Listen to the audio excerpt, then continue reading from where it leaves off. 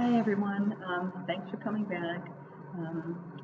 It's February, and as you know, we sing at three different senior homes during the week, and it isn't just the ladies, but the gentlemen there also expect a new hat every month. So you saw December and you saw January, so this one is February hat. I can't really put it on and do this, so I thought I would just show you. There it goes.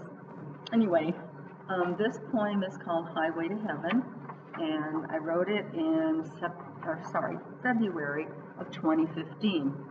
So, Highway to Heaven. The road to damnation is as wide as can be. Satan and the world your guides will gladly be. The world is a temptress all shiny and bright. It's Satan's home, and in it he delights. Satan would have you love this world and its pleasures. He knows it can keep you from God and the salvation he offers. God says to leave this world. Satan asks why. God says it will kill you. Satan says that's a lie. On the highway to heaven, the road is narrow, not wide. It's the only way till salvation, and Jesus is the guide. The more you value this world and the things that are in it, the less willing you will be to choose this path of repentance. When earth and not heaven is what fills your soul, the highway to heaven will not be your goal. You'll live for today with no thought of a hereafter. You're practically handing your soul to Satan on a silver platter.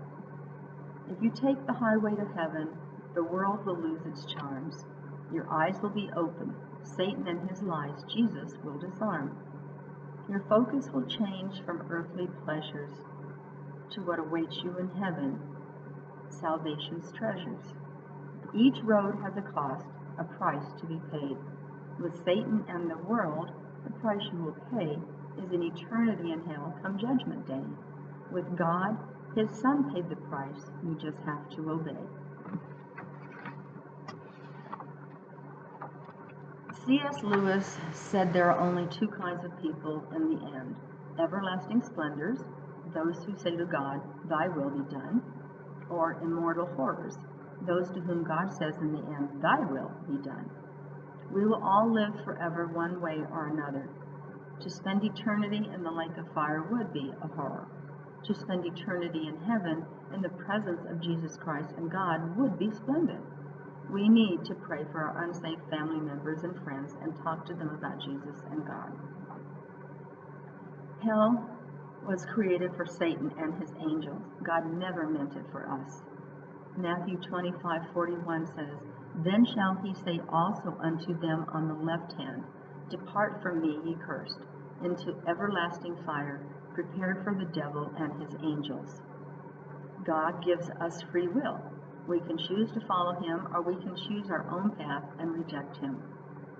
Deuteronomy 30:15-19 says, See, I have set before thee this day life and good, and death and evil.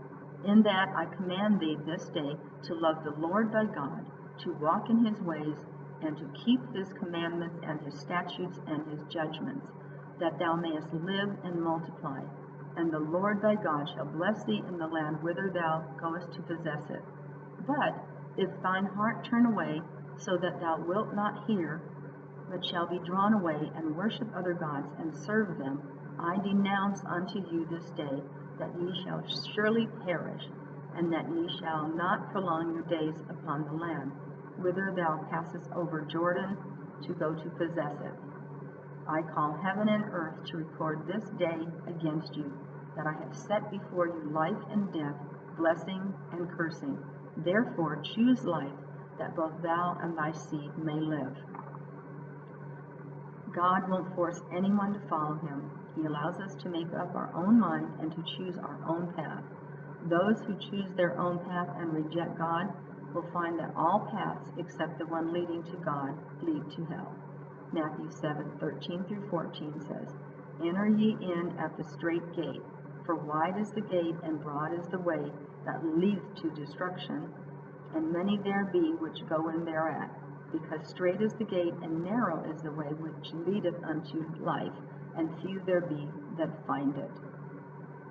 Thank you for listening. Again, God bless, and check out my blog at ChristineGailGarcia.com.